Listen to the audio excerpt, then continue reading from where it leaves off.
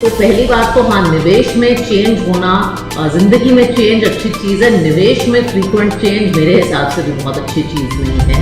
मैं खुद SIP करती हूँ। बाय द वे, मैं SIP हर कैटेगरी के फंड में करती हूँ। तो सोना इसलिए मत खरीदें क्योंकि पिछले साल सोना ने 30, 20, 40% रिटर्न दिया, फिर आप गारंटीड डिसअपॉइंटेड। मेरे हिसाब से इंटरनेशनल इन्वेस्टिंग बहुत ज़रूरी है। मैं खुद इस एसेट क्लास में 2011 से निवेश करती हूँ। नमस्कार, स्वागत है बी वेल्दी में आप सभी का। आज मैं आपकी मुलाकात एक बहुत ही खास शख्स से करवाने जा रही हूँ। इनकी परवरिश सब भारत के बाहर हुई है और बहुत छोटी सी उम्र में ये काम शुरू कर देती है फिनेंशियल सर्विसेज सेक्टर में। 2009 में जब ये महज 24 साल की थी, ये फैसला करती है कि अब मुझे इंडिया जाना है। यहाँ रिलोकेट होती है, यहाँ पे कंपनी शुरू करती है और कंपनी का जो फोकस है वो ऑल्टरनेटिव इन्वेस्टमेंट्स के ऊपर होता है। 2014 में ये कंपनी एडलवाइज फाइनेंशियल सर्विसेज को बेचती है और 2017 में ये एडलवाइज म्यूचुअल फंड हाउस की CEO बनती है।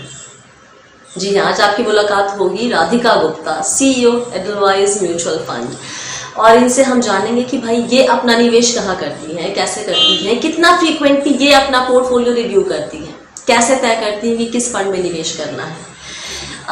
इसके अलावा आपके जो सवाल होते हैं ना कि SIP करें कि लमसम करें, कैसे तय करें कि कब किस स्कीम से बाहर निकलना है, सोना बड़ा अच्छा कर रहा है वहाँ निवेश किया जाए, या फिर इंटरनेशनल फंड का रिटर्न तो बड़ा शानदार आया है 1 साल का, तो वहाँ पर क्यों नहीं निवेश शुरू कर दिया जाए। तो इस तरह के तमाम सवालों के जवाब भी आज हम इनसे लेंगे।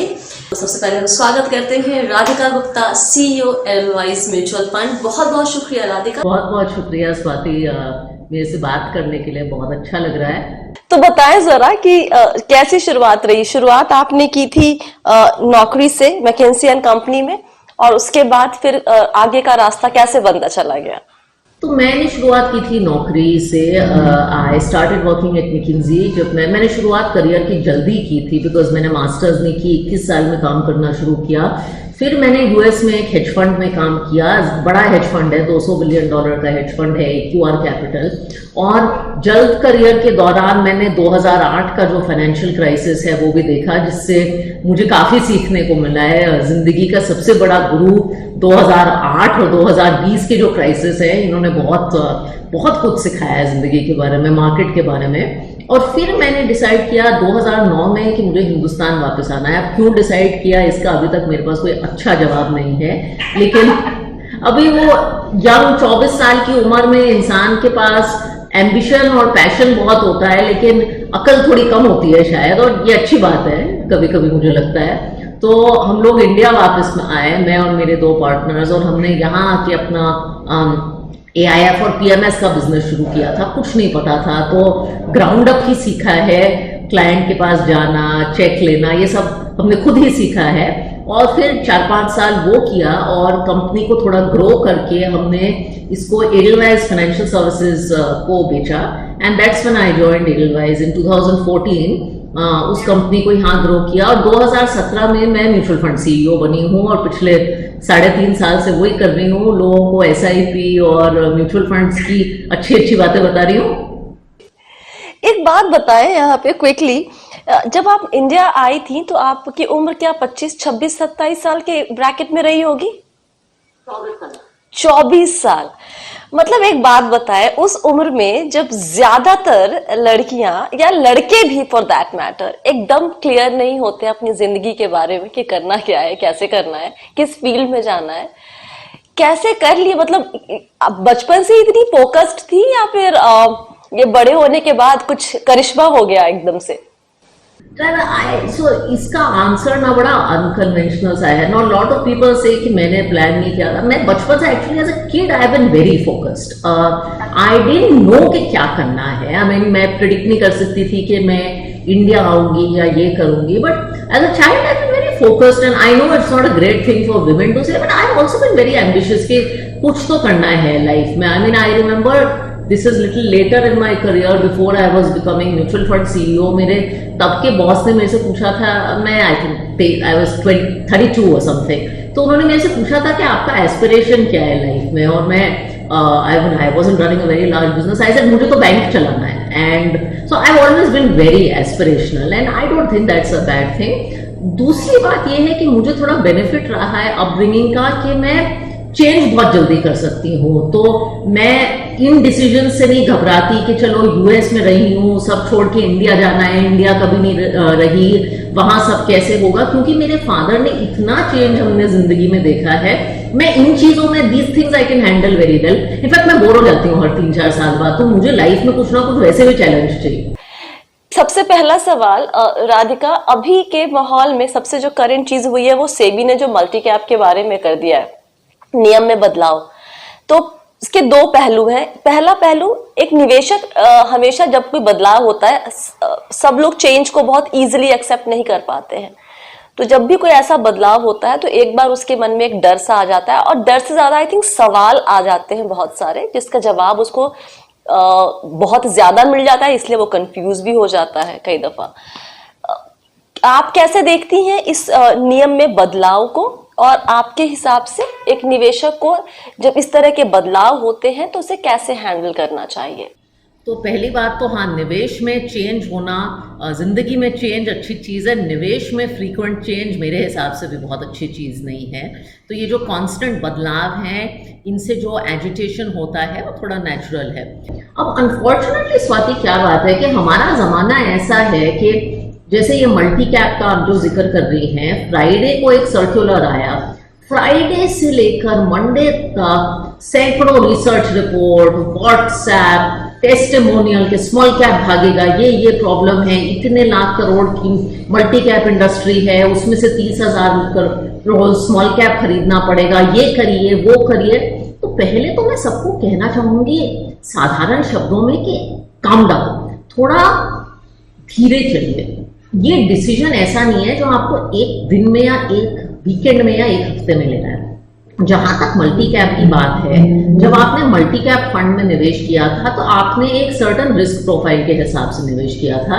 मेरे हिसाब से मल्टी कैप फंड्स का जो बेंचमार्क है, जो कि BSE 500 है, उसमें करीबन 20% मिड एंड स्मॉल कैप में इन्वेस्टमेंट है। अब जो सेबी ने प्रपोज किया है उसमें 1/3 लार्ज मिड मल्टी कैप है, मानी मिड एंड स्मॉल कैप में 50% का आपका निवेश होना पड़ेगा। तो ये जो नया मल्टी कैप फंड है, इसमें रिस्क ज्यादा है पुराने मल्टी कैप फंड कैटेगरी से। इसका मतलब हाउएवर ये नहीं है कि जो आपके सारे एग्जिस्टिंग मल्टी कैप फंड हैं वो AMC जाके नए में खरीद लेंगे, नए में बदल देंगे और जाके बहुत सारे स्मॉल कैप्स खरीद लेंगे। आई थिंक AMC वो करेगा जो उनके निवेशकों के हित में है, और हर AMC ये सोच रहा है। हर AMC के पास बहुत सारे ऑप्शंस हैं। वो अपनी स्कीम मर्ज कर सकता है किसी और स्कीम के साथ, वो किसी और कैटेगरी में शिफ्ट कर सकता है, और एक ये भी बात है कि एक फ्लेक्सी कैप कैटेगरी क्रिएट करने की भी बात हो रही है। एम्फी और सेबी का इस बारे में कुछ चर्चा उन दोनों के बीच में हो रही है। तो निवेशकों को मेरी सलाह ये है कि इंतजार करें, इत्मीनान रखिए। आप अपने फंड हाउस से कम्युनिकेशन का इंतजार करिए, जो कि मेरे हिसाब से हर फंड हाउस अगले 2-3 हफ्ते में दे देगा, और फिर आप एनालिसिस करिए कि आपको क्या करना है, कुछ भागा नहीं जा रहा है। मैंने 4-5 सवालों की लिस्ट बना के रखी हुई है, और मैं आपसे क्विकली हर सवाल करना शुरू करती हूँ, ठीक? जब भी नहीं, इनफैक्ट हमेशा उनके दिमाग में ये सवाल होता है कि भाई SIP करने में ज्यादा फायदा है या फिर एकमुश्त निवेश करने में। मेरी कैलकुलेशन कहती है कि लंबे टर्म में हाँ, हालांकि एकमुश्त में थोड़ा ज्यादा फायदा दिखता है, लेकिन क्या आप इस बात से इत्तेफाक रखती है? तो मेरे हिसाब से it depends on the situation. There are asset classes like fixed income जहां लमसम इन्वेस्टमेंट बहुत लॉजिकल है, लेकिन मुझे SIP पर्सनली बहुत पावरफुल लगता है, खासकर उन एसेट क्लासेस में जो थोड़ी वॉलेटाइल है। इक्विटी में बहुत अच्छा रहता है, इंटरनेशनल इक्विटीज में बहुत रहता है। मैं खुद SIP करती हूँ। बाय द वे, मैं SIP हर कैटेगरी के फंड में करती हूँ, all the way from my balanced advantage fund to my international fund. मैं सिर्फ इसको रिटर्न के नजरिए से नहीं देखती। मैं SIP इसलिए करती हूँ क्योंकि SIP मुझे टैक्स की तरह लगता है। जैसे टैक्स मुझे 35% भरना पड़ता है, तो मैं कुछ नहीं कर सकती हूँ, मुझे भरना पड़ता है। SIP आई नो कि मेरी महीने की इतनी पोस्ट टैक्स इनकम की सेविंग हो रही है, और वो मेरे बिहेवियर को चेक में रखता है। तो SIP सिर्फ रिटर्न की बात नहीं है, एक बिहेवियर की बात है। तो इसलिए मैं SIP की थोड़ी फैन हूँ। अभी एक सवाल जो सबसे ज्यादा आया है मेरे पास वो ये कि जब सोने में तेजी देखने को मिली तो सबको सोना खरीदना है, सबको सोने में निवेश करना है। सबसे ज्यादा सवाल ये आते हैं कि सोने में निवेश करें और यूएस फंड में निवेश करें, और इसलिए बिल्कुल ये सवाल इसलिए आते हैं क्योंकि इन दोनों एसेट क्लासेस ने पैसा बनाया है। मुझे ना सोने में ना यूएस फंड में कोई प्रॉब्लम है, बल्कि मेरे हिसाब से ये दोनों बहुत अच्छी एसेट क्लासेस हैं निवेश करने के लिए। बस मेरा दर्शकों से यही कहना है कि इनको अपने एसेट एलोकेशन का हिस्सा बनाइए, इनमें इसलिए ना निवेश करिए क्योंकि इन्होंने अच्छा किया है पहले, क्योंकि ये जो टाइमिंग का चक्कर है ना, ये ना तो एक तो ये टाइम बहुत वेस्ट करता है, दूसरा आम निवेशक ये ढंग से कर नहीं पाते।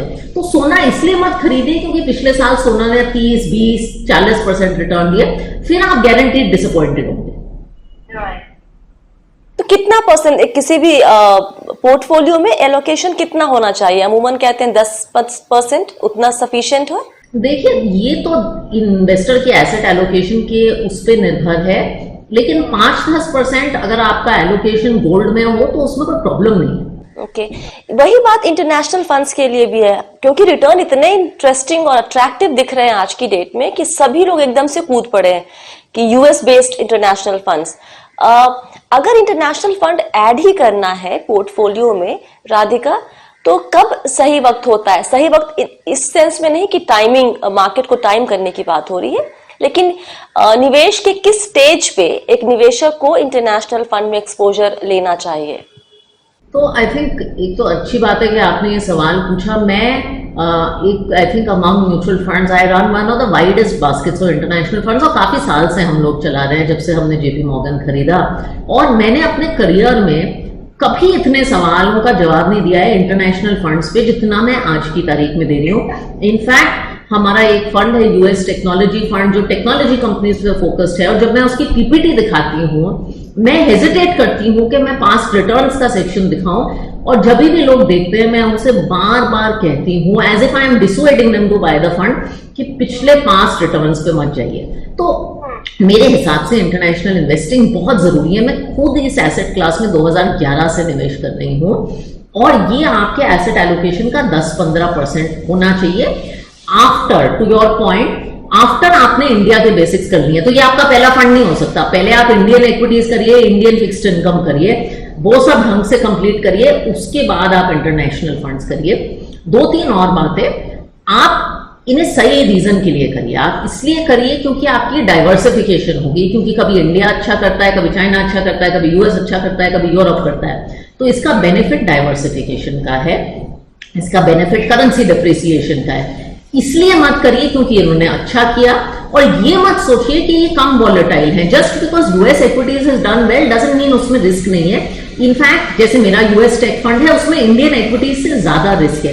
तो इनकी रिस्क समझ के करिए, और इनका टाइम होराइजन भी, जैसे इंडियन इक्विटीज आप 5 साल से कम के लिए तो निवेश नहीं करते, इसमें भी टाइमिंग करने की कोशिश मत करिए, 5 साल से ज्यादा के लिए निवेश करिए। That's interesting. अच्छा, डाइवर्सिफिकेशन जहां आता है शब्द, निवेशकों को अभी भी उसका मतलब बहुत सही तरीके से शायद समझ में नहीं आता है। ये मेरे एक्सपीरियंस के हिसाब से मैं आपको बता रही हूँ। वो क्या करते हैं, डाइवर्सिफिकेशन के नाम पे कईयों के पोर्टफोलियो में मैंने खुद देखा है कि 50-55 स्कीम्स होती हैं। उन्हें समझ में नहीं आता, उनको लगता है कि वो डाइवर्सिफाई कर रहे हैं। So I would like you to explain this whole thing कि डाइवर्सिफिकेशन एक्चुअली क्या होता है किसी भी पोर्टफोलियो में। बहुत अच्छा सवाल है।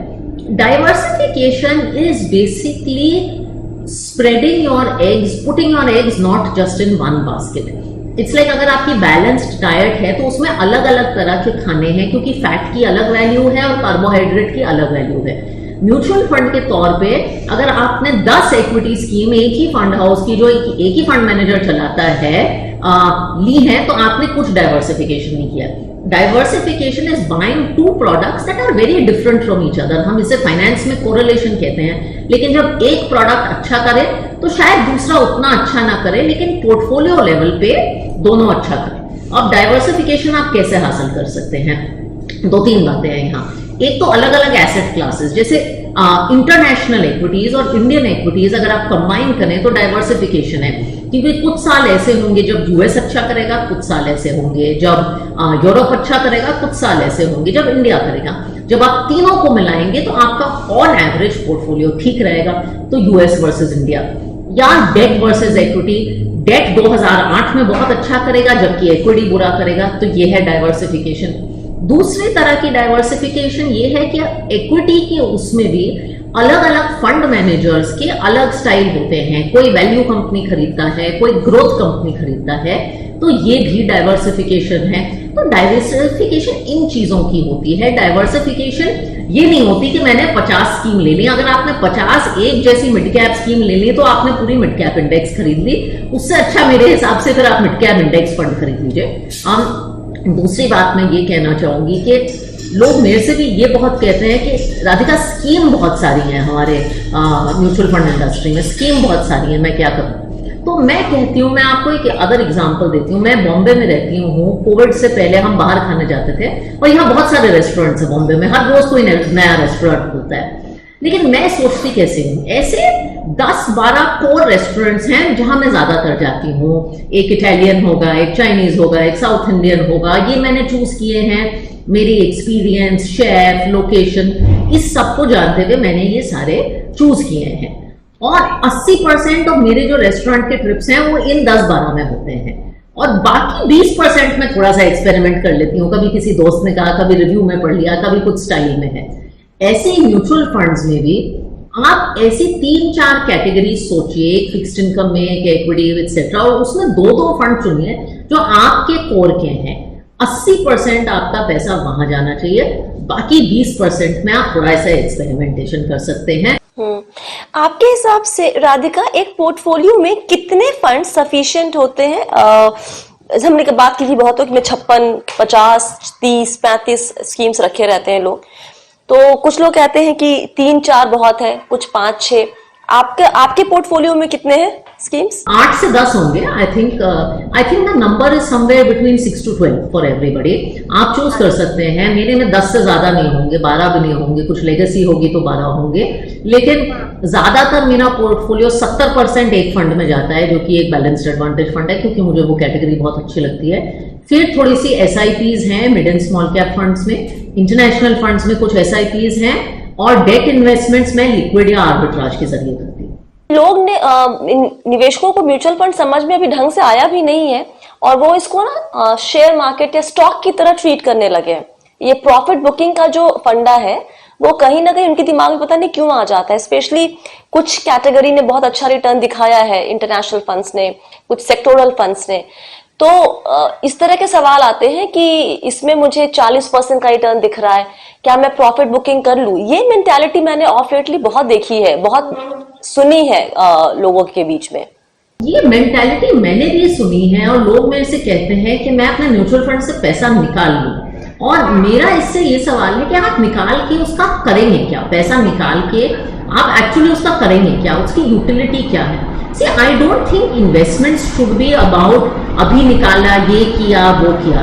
इन्वेस्टमेंट जो है ना, एक गोल बेस्ड बात है। तो आप अपने एसेट एलोकेशन के हिसाब से निवेश करिए, एक एसेट एलोकेशन डिसाइड करिए, और उसके बेसिस पे आप डिसाइड करिए कि आपको प्रॉफिट बुकिंग करनी है या नहीं। ये रैंडमली कि मैंने बहुत पैसा बना लिया, ये थोड़ा ना अनसाइंटिफिक हो जाता है। एक और चीज जो आती है, एक कॉमन क्वेश्चन जो हमेशा उठता है कि मुझे निवेश करना है, क्या ये सही वक्त है? आप बताएं, सही वक्त क्या होता है निवेश का? सही वक्त वो होता है जब आपके पास पैसे हो। ये सबसे इसका साधारण जवाब है, क्योंकि ये वक्त को आइडेंटिफाई करना कोई नहीं कर सकता, अच्छे फंड मैनेजर नहीं कर पाते। और इसीलिए अगर आपको वक्त को आइडेंटिफाई नहीं कर पा रहे हैं और आपके पास पैसे हैं, तो आप STP का जरिया अपनाइए, जिससे कि आपका ये जो टाइमिंग, मेरे पास भी लोग सवाल लेके आते हैं कि मैडम निफ्टी 11,000 पे है, अगर मुझे लगता है कि 11 का ही 7 हो जाएगा तो मैं अपने सारे पैसे निकाल के फिर वापस सही वक्त पे डाल लूं। अब पहली बात, आपको अगर ये पता है तो आप मेरे से कहीं ज्यादा इंटेलिजेंट हैं, क्योंकि आप ये प्रेडिक्ट कर पा रहे हैं, तो मैं आपको क्या बताऊं। दूसरी बात, अगर आप जानते भी हैं तो मेरे हिसाब से आप 7,000 पे निवेश कर पाएंगे? आपने इतनी हिम्मत होगी जब दुनिया खत्म होने वाली होगी, इतनी नेगेटिव न्यूज होगी? Highly unlikely. तो ये टाइमिंग का चक्कर मेरे हिसाब से लोगों को ना छोड़ना चाहिए। एक चीज और, जब भी बात होती है कि फंड का परफॉर्मेंस ठीक नहीं है, कि आप अपने पोर्टफोलियो को कुछ सालों में चेक करते रहें और देखें किसका परफॉर्मेंस क्या चल रहा है, उसके हिसाब से चर्निंग करें। अगर आपको चेंज करना भी है तो हर एक्सपर्ट अलग अलग नहीं, इनका कॉमन जवाब ही होता है मोर और लेस कॉमन जवाब ये होता है कि भाई देख लो फंड का परफॉर्मेंस पीयर ग्रुप में कैसा है, कैटेगरी में कैसा है, और इंडेक्स को कंसिस्टेंटली उसने बीट किया है कि नहीं, उसके हिसाब से आप कॉल लीजिए कि फंड में रहना है या नहीं रहना है। आप अगर बता सके कि अगर किसी को अपने पोर्टफोलियो में कोई स्कीम बंद करनी है तो किस बेसिस पे वो तय करे? फंड को इवेल्युएट करिए, लेकिन अगर इक्विटी फंड है तो 2-3 साल के बाद इवेल्युएट करिए। कि 6 महीने और 1 साल का evaluation is not very productive. There are countless studies you can do that the best performing fund in 2014 in large cap is nowhere today in 2019 or 20. तो ये fund timing also is not a great thing to do. इतनी expectation होनी चाहिए आपकी कि आपका fund benchmark को beat करे 3 साल में। इक्विटी फंड की बात कर रही हूँ, और अपना जो पीयर सेट है उसमें टॉप हाफ में रहे। अगर ये आपने कर लिया तो आपने बहुत अच्छा कर लिया। It's just like when you get married again, and I'm using marriage as an analogy, or when you go to a restaurant, you don't think कि मैंने जो खाना खाया है वो बेस्ट होना चाहिए जो सब लोगों ने आज खाना खाया है मुंबई में। You want to have a good meal, you want to get value for your money.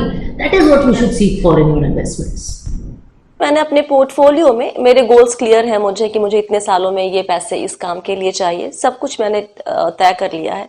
मैं एक लार्ज कैप, एक मिड कैप, एक हर कैटेगरी का से 6-7 फंड अपने पोर्टफोलियो में रख लूं, तो क्या वो मेरी जरूरत को पूरा करेगा या फिर वो अप्रोच ही गलत है all together? I think broadly as I said, अगर आप डायरेक्ट कर रहे हैं तो आप थोड़े अपने गोल समझिए और अपने पैसे को गोल बेसिस पे इन्वेस्ट करिए। 3 कैटेगरी में आप अपने फंड्स को डिवाइड करिए। एक short term category which is money you may need any time, और उसमें आप कोई रिस्क नहीं ले सकते, तो उसमें आप डेट फंड में निवेश करिए। एक medium term category which is funds you need in 3 odd years, तो उसमें आप थोड़ी रिस्क ले सकते हैं। तो उसमें आप जैसे मीडियम ड्यूरेशन डेट फंड्स जो होते हैं, बैंक पीएसयू फंड्स, या थोड़ी ज्यादा रिस्क लेना चाहें तो बैलेंस्ड एडवांटेज फंड्स, वैसे फंड्स कर सकते हैं। और फिर लॉन्ग टर्म पैसा रखिए जो कि इक्विटी में जाएगा, लार्ज मिड स्मॉल में। पैसे की एलोकेशन गोल के बेसिस पे होनी चाहिए। ऑलराइट, तो अगर आपके गोल्स तय हैं और आपका वक्त आपको पता है कितने सालों के लिए क्या निवेश करना है, तो फिर आप इस तरीके से पोर्टफोलियो बना सकते हैं खुद से भी। अच्छा राधिका, जैसा कि अभी मार्च में हुआ था, जो सिचुएशन हुई बाजार की और उसके बाद अभी बाजार जिस तरीके से चल रहा है, इस तरह की जब घटनाएं होती हैं तो एक निवेशक जाहिर सी बात है कि वो डर जाता है कि भाई क्या हो गया। और ये हमेशा होगा, ऐसा नहीं कि पहली बार हुआ है और ये आखिरी बार हुआ है, ऐसा भी नहीं है। लेकिन इस तरह की घटनाओं से खुद को बचाने के लिए एक निवेशक को क्या करना चाहिए? और अभी के हालात थोड़े से ट्रिकी इसलिए भी हैं क्योंकि अभी लोगों की नौकरियां जा रही है, सैलरी कट हो रही है, तो उनका जो उनकी पूरी प्लानिंग गड़बड़ा गई है इस वक्त। तो सबसे पहले निवेशकों को जानना चाहिए कि जो ऐसे हालात हैं जिन्हें हम ब्लैक स्वॉन इवेंट कहते हैं, ये पहली बार नहीं आए हैं और ये बार बार आएंगे। अभी कहना अच्छा नहीं लगता, ये रियलिटी ऑफ लाइफ है। तो इनको रियलिटी समझ के एक्सेप्ट करना चाहिए। और दूसरी ये बात है, इनको आप प्रिडिक्ट नहीं कर सकते, नहीं तो कोई कोरोना प्रिडिक्ट कर देता। तो पहली बात तो ये है। अब जहां की आप प्रिडिक्ट नहीं कर सकते, आप क्या कर सकते हैं? आप तो वही देख सकते हैं जो आपके हाथ में है, आप प्रिपेयर कर सकते हैं। तो आप अपना पोर्टफोलियो ऐसा बनाइए which is robust to withstand this. मुझे किसी बिजनेसमैन ने कहा था कि अगर आपका बिजनेस ऐसा है जो कोरोना के 1 साल में कोलैप्स हो गया, तो वो बिजनेस ही रोबस्ट नहीं था। अगर आपका पोर्टफोलियो और निवेश ऐसा है जो कोरोना को सर्वाइव नहीं कर पाया, तो वो आपने शायद निवेश रोबस्ट नहीं बनाया। So have an adequate portion of debt, have an adequate portion of diversification in your assets. That's why as I said I use things like balanced advantage funds, जिससे कि जब मार्च जैसा महीना है ना और मार्केट 30% डाउन हो, मैं कंजर्वेटिव इन्वेस्टर हूँ, आई कांट सी कि मेरा पोर्टफोलियो 20-25% डाउन हो, वो 10-12% डाउन होता है तो मैं कंफर्टेबल रहती हूँ। तो दूसरा ये एसेट एलोकेशन ध्यान में रखिए। और तीसरी बात, ज्यादा न्यूज को मत देखिए। मुझे लगता है म्यूचुअल फंड का एनएवी दिन में 1 बार गिरता है, क्योंकि आपके पास फोन है और व्हाट्सएप है और ट्विटर है और न्यूज है, आपके दिमाग में वो एनएवी 10 बार गिरता है दिन में। तो थोड़ा सा संयम रखिए और अगर हो सके तो न्यूज थोड़ी बंद कर दीजिए। आई थिंक इस टाइम पे भी लोगों को बहुत सभी लोग कहते हैं इमरजेंसी फंड रखो अपने पास, लेकिन उनको ये कॉन्सेप्ट शायद बहुतों को समझ में नहीं आता है। उन्हें लगता है कि निवेश तो चल ही रहा है, अगर इमरजेंसी आएगी तो उसमें से पैसा निकाल लिया जाएगा, कौन सी बड़ी बात है। यही कारण है कि डेट होना चाहिए, because debt is the thing जो आप निकाल सकते हैं। अगर आप इक्विटी से निकालने की कोशिश करेंगे तो आपको बहुत हार्टेक होगा कि भाई मैं तो पैसा निकाल रहा हूं, 1 करोड़ लगाया था, 70 लाख हो गया, अभी मैं क्या करूं। कंटिजेंसी फंड और जो मैंने कहा ना, वो शॉर्ट टर्म गोल का पैसा हमेशा होना चाहिए और उसमें कभी कॉम्प्रोमाइज मत करिए। आखिरी सवाल इस पूरे डिस्कशन में कि ये जो महिलाएं हैं, आप एक एएमसी की सीईओ हैं, बहुत सारी महिलाएं बैंकिंग सेक्टर में बहुत अच्छा कर रही हैं और बाकी अलग अलग सेक्टर्स में भी, लेकिन जहां निवेश की बात आती है ना, पता नहीं फॉर सम रीजन घर तो बड़े अच्छे से चला लेती हैं, सारे जितने पैसे दिए जाते हैं उतने में सारे खर्चे भी निकाल लेती हैं, बचा भी लेती हैं, लेकिन जहां इन्वेस्टमेंट की बात आती है फॉर सम रीजन वो पता नहीं क्यों पीछे भाग जाती हैं। क्यों? ये मुझे समझ नहीं आता और इसकी मैं दो बातें कहूंगी। एक तो आपने बहुत अच्छी बात कही, मेरे हिसाब से हिंदुस्तानी महिला जो हिंदुस्तानी हाउसवाइफ है वो बहुत अच्छी मनी मैनेजर है। सालों से, सदियों से वो घर चलाती है, उसे घर चलाने के पैसे मिलते हैं और कुछ बचा भी लेती है और बच्चों की जरूरतें पूरी कर लेती है, पति की, सास की, सब कर लेती है, बहुत अच्छे से कर लेती है और कोई प्रेस रिलीज नहीं देती या कि मैंने कितनी अच्छी बजटिंग की और ना उसे कोई अवार्ड मिलता, सीएफओ ऑफ द हाउस, कुछ नहीं होता, लेकिन बहुत अच्छे। तो कैपेबिलिटी तो सारी है और सेविंग कैपेबिलिटी हमने डिमोनेटाइजेशन में देख ली कितनी है महिला की, तो वो तो प्रॉब्लम नहीं है। आई थिंक थोड़ा it is a tragedy that we don't get involve in this. शायद इसकी ये वजह है कि हमें लगता है महिला होने के उसमें कि पैसा मैनेज करना बड़ा कॉम्प्लिकेटेड है। थोड़ा ये पॉपुलर कल्चर की गलती है कि ये जो पैसे मैनेज करने वाले हैं ये ब्लूमबर्ग स्क्रीन्स के सामने बैठे रहते हैं, वॉरेन बफेट के कोट सुनाते हैं, ये सब करते हैं, जबकि निवेश करने के लिए आपको ये सब करने की जरूरत नहीं है। रिस्क एपेटाइट समझ आनी चाहिए, गोल ओरिएंटेशन होना चाहिए, डिसिप्लिन होना चाहिए। ये तीनों चीजें हिंदुस्तानी महिला में भरपूर हैं, इनफैक्ट पुरुषों से ज्यादा है। तो और ना निवेश करना इतना मुश्किल है आज के दौरान में। अच्छे एडवाइजर्स हैं और आप जैसे लोग बहुत अच्छे चैनल्स और रिसोर्सेज भी बना रहे हैं जो कि लोग देख के सीख सकते हैं।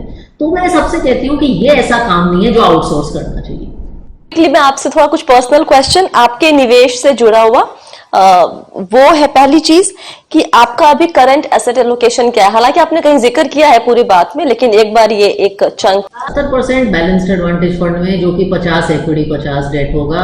बाकी इक्विटी फंड्स में होगा, कुछ mid and small cap funds में होगा, कुछ इंटरनेशनल फंड्स में होगा। डेट में ज्यादा रखती नहीं हूं आउटसाइड ऑफ कंटिजेंसी, क्योंकि होम लोन है तो उसके हिसाब से डेट होने की ज्यादा जरूरत नहीं है। आप कितने समय पर अपना पोर्टफोलियो रिव्यू करती हैं? नॉट मोर देन क्वार्टरली, और मेरे हिसाब से कुछ लोग मेरे से कहते हैं डेली देखते हैं, क्वार्टरली बहुत है। इमरजेंसी फंड आप कितना रखते हैं? Depends on the need, could be, it depends on what I need। अभी जैसे हमारा घर बनने वाला है तो अभी हमने ज्यादा रखा है because of house construction and house expenses, but usually basis our cash flow, I mean whatever we need to meet our daily expenses plus any medical thing etc, इसका कोई अमाउंट नहीं है, इट्स वेरी वेरिएबल, लेकिन रखते जरूर है। और हम कभी किसी इलिक्विड एसेट क्लास में पैसा नहीं डालते, हमेशा पैसा हमारा सारा लिक्विड होता है। तो किस तरह के फंड में आप इमरजेंसी फंड अपना पार्क करती हैं?